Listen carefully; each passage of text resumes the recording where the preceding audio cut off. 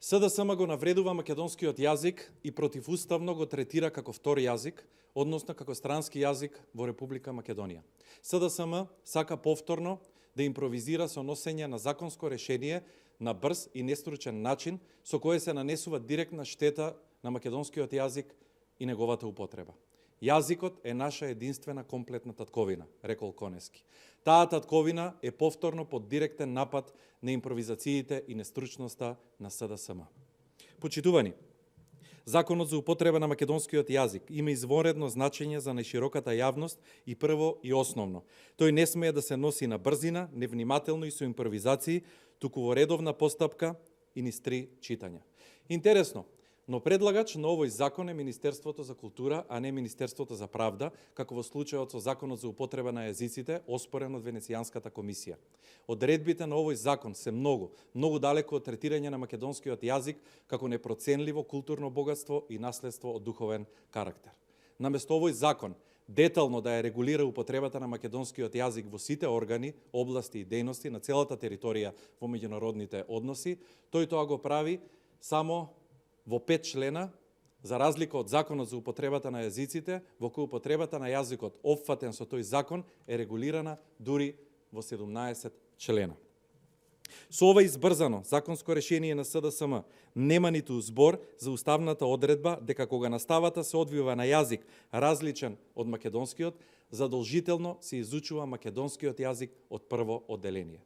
Одредбата од Законот за основно образование за изучување на македонскиот јазик од 4-то одделение не е спорна само од уставен, туку и од аспект на интеграцијата. Доаѓаме и до најскандалозните законски решенија, кои се резултат на импровизациите на СДСМ. Во член 4, алинеја 11, буквално се навредува македонскиот јазик со формулацијата: поддршка на учење на македонскиот јазик како странски, втори јазик во и надвор од Република Македонија. Македонскиот јазик никогаш не може да биде ниту странски, ниту втор во Македонија, туку секогаш е прв и секогаш само покрај него може да стои друг јазик. Членот 7 не е само неуставен, туку и навредлив и гласи: на јавните настани што се организираат во Република Македонија, а се финансирани од буџетот, задолжително се употребува и македонскиот јазик.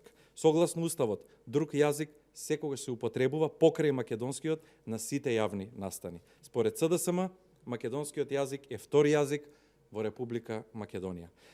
Покрај овие најсериозни небулози, навреди и омаловажување на македонскиот јазик, во предложеното законско решение има и многу други пропусти, од кои ќе наведеме само дел. Некои членови, како член 4 и 5, имаат декларативен, а не императивен карактер. Се предвидува лектори да бира владата, а не универзитетот, што е директно мешање во автономијата на Универзитетот Свети Кирил и Методиј. За спроведувањето и заштитата на македонскиот јазик како единствен официјален јазик на целата територија и во меѓународните односи, односно државен јазик, нема предвидено формирање на орган од типот на Агенцијата за примена на македонскиот јазик, каква што е предвидена во други случаи.